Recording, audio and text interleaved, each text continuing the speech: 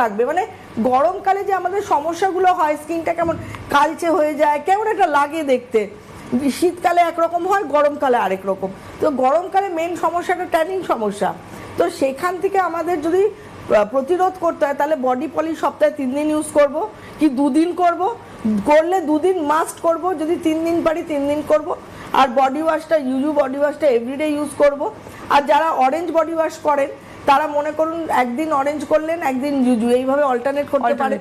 বা lemon body wash করলে lemon একদিন, একদিন ইউজু, অল্টারনেটিভলি করতে পারেন, এটা নিজের ব্যাপার। এছাড়া রয়েছে, আমি এটা বলেছিলাম ট্যান ক্লিয়ার প্যাক, ফেস প্যাকটা, এটা আমি বলবো one of the most important product এই গরমের জন্য। বিকজ গরমে হচ্ছে ট্যানের সমস্যা, দেখবেন ম্যাক্সিমাম মানুষের হচ্ছে ট্যানের সমস্যা।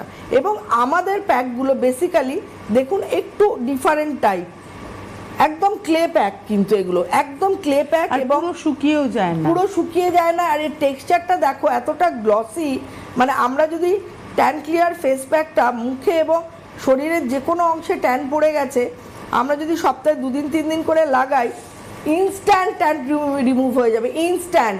মানে ধরুন হঠাৎ করে আপনি কোথাও একটা ঘুরতে গেছেন, আপনার ট্যান পড়ে গেছে, ফিরে এসে, অনেকেই হয় দীঘা, পুরী, যে কোনো সমুদ্রের জায়গায় গেলে এই ছুটির সময় ফিরে এসে দেখে প্রচুর ট্যান পড়ে গেছে, ইনস্ট্যান্ট বডি পলিশ, ইউজু আর এই ট্যান ক্লিয়ার ফেস প্যাক যদি আপনারা মানে রেগুলার অল্টারনেট ডেজে ইউজ করেন তাহলে দেখবেন ট্যান মানে উধাও হয়ে গেছে।